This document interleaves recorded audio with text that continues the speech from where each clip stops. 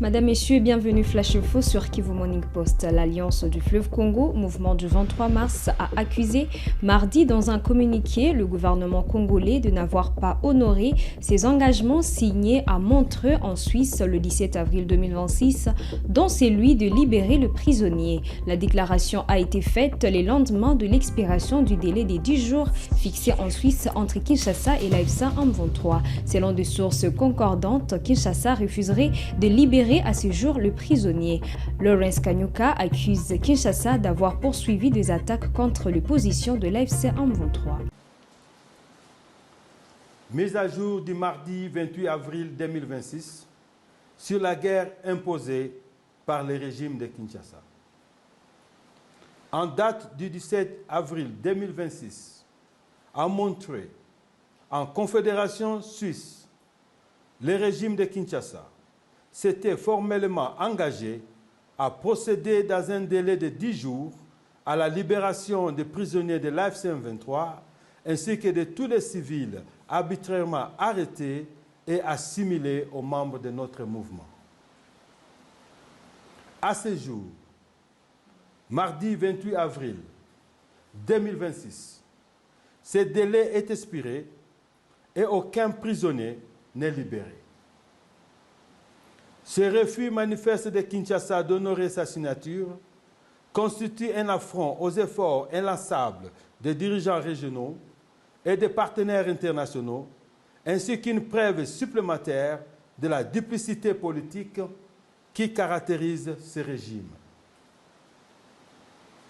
Pendant que l'AFC M23 poursuit la remise de milliers de prisonniers au CICR en vue de leur transfert vers Kinshasa, le régime persiste dans une logique de sabotage systématique du processus de paix de Doha. L'AFC M23 rappelle également que le régime de Kinshasa a délibérément opté pour la guerre au détriment d'une résolution pacifique du conflit en cours. Le lundi 27 avril 2026, de 19h à 22h45, les forces coalisées du régime de Kinshasa ont mené des attaques simultanées à l'aide de drones de combat kamikazes contre les zones densément peuplées de Kalingi, Bindengu et Gankeke, faisant des blessés parmi les civils et causant d'importants dégâts aux habitations et aux biens des civils. Le mardi 28 avril 2026, des engins explosifs lancés quotidiennement par les forces coalisées du régime de Kinshasa ont été ramassés près de l'aéroport de Kavumu par des enfants lors de leurs activités de récupération de ferraille, communément appelées Mabende ou Bichuma. Ces engins ont explosé au domicile des enfants alors qu'ils tentaient de les démonter, entraînant la mort d'un enfant et faisant 4 blessés graves dans les quartiers de Boussoundé, groupement de Bougoré, territoire de Kabare. Cette guerre imposée par le régime de Kinshasa, qui vise indistinctement des zones densément peuplées, entraîne des conséquences humanitaires catastrophiques. Pertes en vies humaines, déplacement massif de populations et destruction des biens civils dans les zones libérées, ainsi qu'à Minembwe et dans ses environs. Le blocus imposé par Kinshasa asphyxie nos compatriotes Banyamulenge, aggravant une crise humanitaire déjà critique. L'utilisation d'avions de chasse, de drones de combat et d'artillerie lourde contre des populations civiles constitue un crime de guerre et une violation flagrante des principes fondamentaux du droit international humanitaire. Ce régime ne se contente pas seulement de torpiller le processus de paix de Doha, il viole également la Convention internationale contre le recrutement, l'utilisation, le financement et l'instruction des mercenaires qui sont déployés sur différentes lignes de front aux côtés des FDLR en violation totale de l'accord de Washington. L'AFC M23 tient par ailleurs à rétablir la vérité face aux allégations infondées de Caleb Wade et Ryan O'Farrell de la Bridgeway Foundation. L'AFC M23 n'a jamais été présente à Ituri. Elle rappelle en outre l'incapacité persistante du régime de Kinshasa à assurer la sécurité des populations dans les zones sous son contrôle où l'insécurité et les massacres se poursuivent en toute impunité. Face à ces situations dramatiques, l'AFC M23 appelle le peuple congolais à se rassembler autour d'une vision commune de rupture visant à mettre fin à la mauvaise gouvernance, à la corruption, à la dictature, au discours de haine, ainsi qu'au massacre quotidien de nos compatriotes et de tourner définitivement la page de ce régime de prédation. Le CIDHC a alerté sur la persistance des arrestations arbitraires et des détentions illégales dans la capitale congolaise. Une situation préoccupante selon cette structure de défense des droits humains qui dénonce le non-respect des droits humains et de l'état de droit. Dans un rapport analytique, l'organisation affirme que ces pratiques touchent particulièrement certaines catégories de personnes, notamment les opposants politiques, les journalistes, les défenseurs de droits humains et toute personne perçue comme critique envers les autorités du régime en place. Selon le CIDHC, de nombreux cas documentés révèlent des violations de garanties fondamentales, notamment le droit à une procédure régulière, à la présomption d'innocence, à l'assistance d'un avocat et à un procès équitable. Certaines personnes qui ont été arrêtées, parmi il y a des civils, il y a aussi des militaires. Mais écoutez, si vous essayez de voir tous ces militaires qui sont en détention, des officiers, la majorité sont des originaires de l'Est. Ils sont accusés tantôt d'être derrière le plan de coup d'État contre les chefs d'État, les chefs de l'État, ils sont accusés d'être à connivence avec l'ennemi.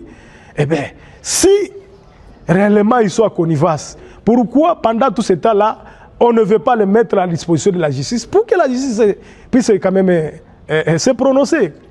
Parce qu'on ne peut pas détenir quelqu'un pendant plus d'une année, 2 ans, sans qu'il soit en fait mis devant son juge naturel. Ça, c'est d'abord une violation des droits de l'homme. Ça ne se passe pas comme ça dans un état de droit. Et nous regrettons que la majorité soit aussi de l'Est. Donc vous comprenez que la population ou les populations de l'Est sont à difficulté aujourd'hui. Le régime est en train de persécuter les gens de l'Est. Et ça, nous disons, ça doit prendre fin. D'abord, la condition de détention, elle n'est pas bonne parce que nous avons eu des informations suffisantes quant aux conditions de leur détention. Il y a aussi des civils, comme j'ai dit, parmi eux, mais également il y a des civils qui sont arrêtés pour des faits bénins et qui viennent de réaliser 2 ans sans être devant leur juge naturel. Tout ça, c'est à violation des textes qui régissent notre pays. Voilà.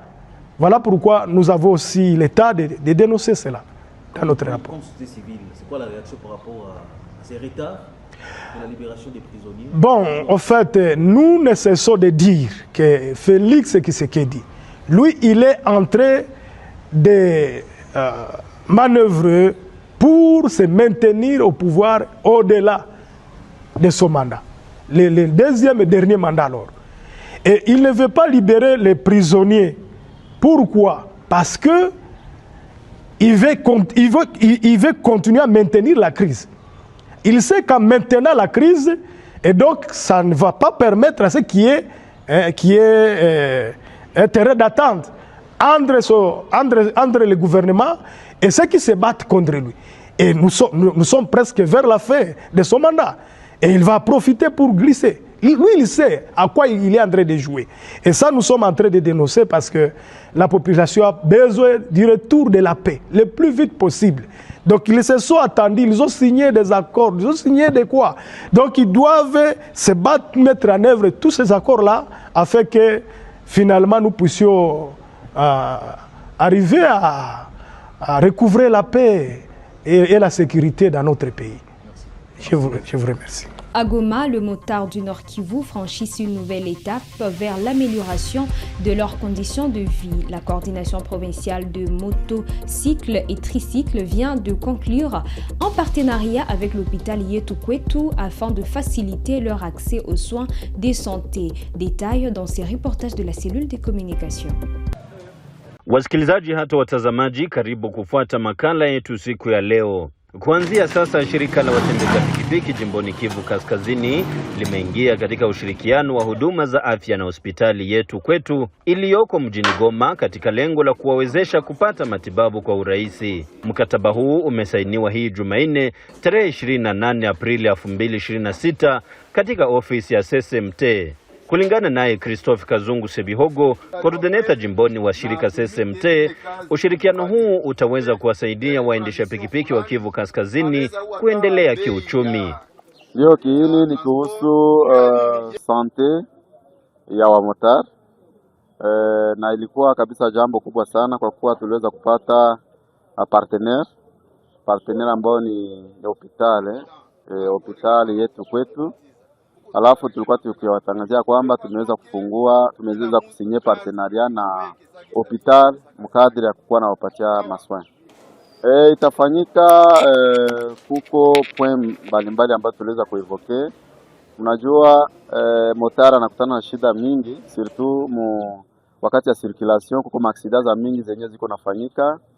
Non seulement accident, kuko maternité kwa kuwa unajua mingi ya wamotari ambao wanatumika ni wajeni wako na wanamke na wanazaa, alafu ni prise en charge medical ndani ya maternité mais vile vile ya accident na zingine maswali mbalimbali. Nikusema corporation ni moya, coordination ni moya. Hata motari akitoka Masisi anakuja pale watampokea, wa kutoka Lubero anafika pale watampokea, wa kutoka Nyiragongo vile vile, na hata ndani ya mji wa Goma. Nikisema ndani ya sante wanasema kuko kitu wanaita ticket moderateur. Ile ticket moderateur hatutaivoke sana kwa kuwa ticket moderateur kwanza ni SSMT. Tumesinye ile partenariat. Nikisema motare halali, ule motare ambaye anajulikana na coordination atakuja anaonesha karte yake. Akishaona karte yake tunaona ndani ya database ama mu base de données yetu, tunaona ule motare kama kabisa iko enregistré. Par après tunampatia bon de soins. Ile bon de soins tenda na ipresenter pale, alafu anamtunza. C'est tout pour le Flash Info, mesdames, messieurs, sur Kivu Morning Post. Merci à vous de nous avoir suivis du début à la fin. On se fixe rendez-vous pour des prochaines actualités.